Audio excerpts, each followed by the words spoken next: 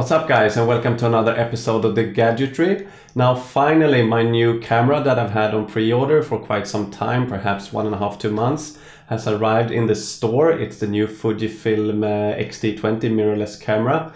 Now the primary reason for me, or actually for us, buying this camera is not to record in 4K for this channel, but it's actually to better be able to document our children when they're growing up. Now today we have the Sony Nex6 and its low light performance. Its video capabilities are not on par with modern cameras, and hence we decided to go for the X-T20. And now a welcomed addition is of course that I'll be able to move to 4K fully on this channel as well, and fully move into a 4K workflow.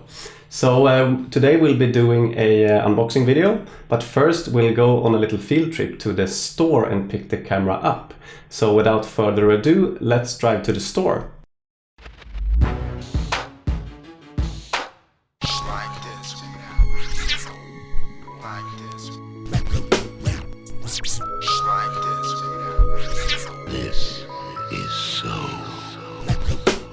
What's up, Passion? Evil twin, man. You know I got you back, man. But yo, it's like this music, that's all I got, man. So you know that my heart beat for. So I stare at myself, man. Look at yourself. That's the sin you need to look at. Know what I mean?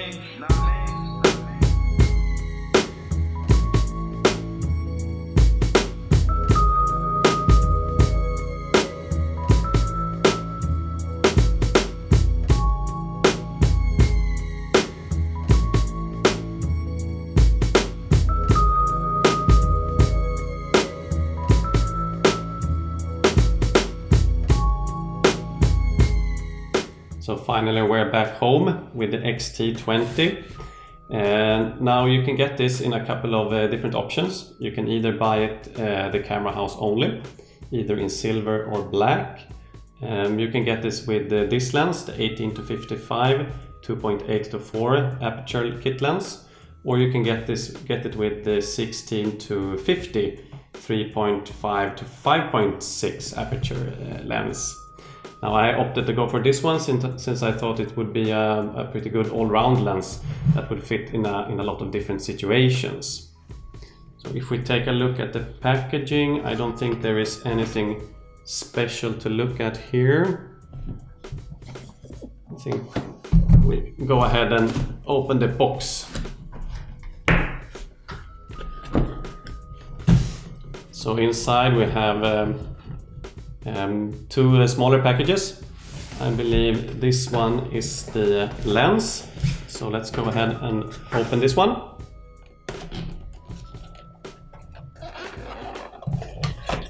Right, so we have the lens hood here, and here we have the lens itself.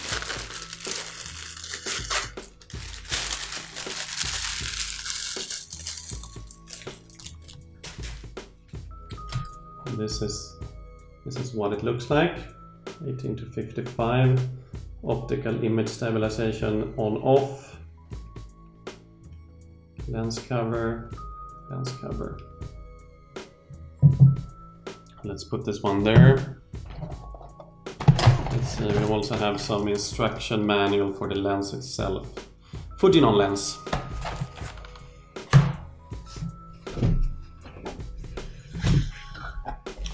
Right, so here we have the camera itself.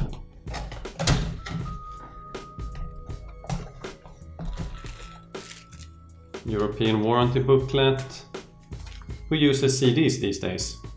Not me anyway. Right, here we have the owner's manual. Right, let's put this on the side as well. Let's see what we have in here. Alright, so here it is.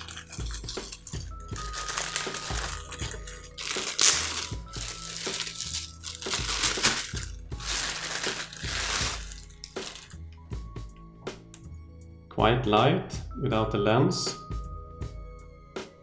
Not that big either, actually.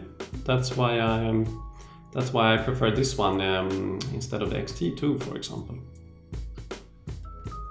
Looking really, really good. Let's see what else we have in the box.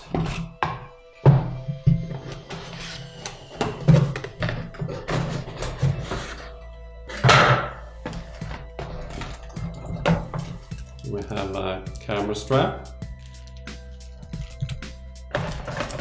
We have the battery. We have the charger. And the power outlet to the charger. Now I do hope you can charge the camera via USB cable from the computer as well, so I don't have to take the battery out each time I want to charge it. And I believe these are tools to make it easier to put the camera strap on. I do believe that's what it is anyway. So let's see if we can insert the battery into the camera. Open.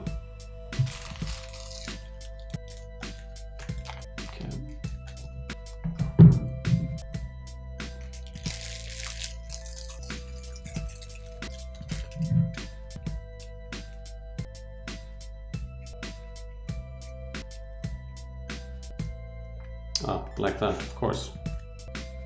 Like that. Then we have the memory card as well. I went for a 64 GB, 95 MB per second SanDisk card.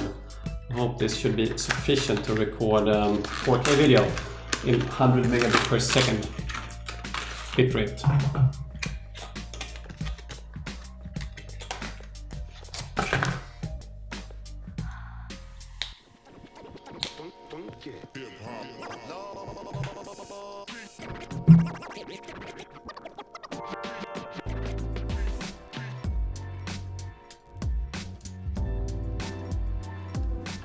There we go.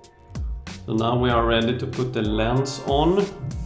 Now I've heard that you're supposed to keep the camera downwards. Let's see. Let's start with this one.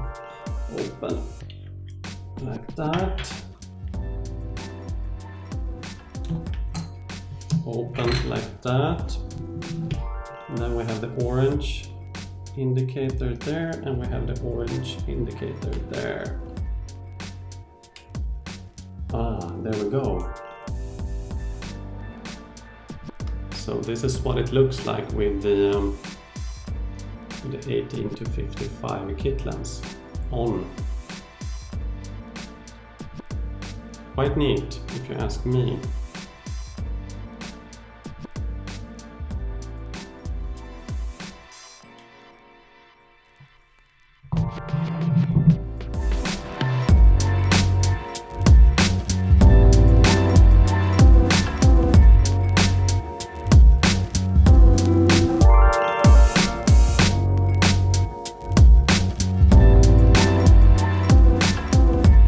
So hopefully this is the last 1080p video we do for this channel. I'm now recording from the new camera, the X-T20, although in 1080p, but future episodes will be in 4K.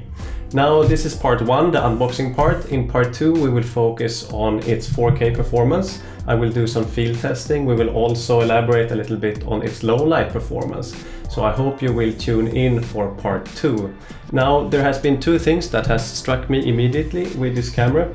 Number 1, the Fuji remote app comes very useful when you're running a YouTube channel like this, because I can start and stop from my mobile phone like this.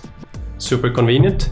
And number 2 is that the pictures that I take with the camera are super crisp.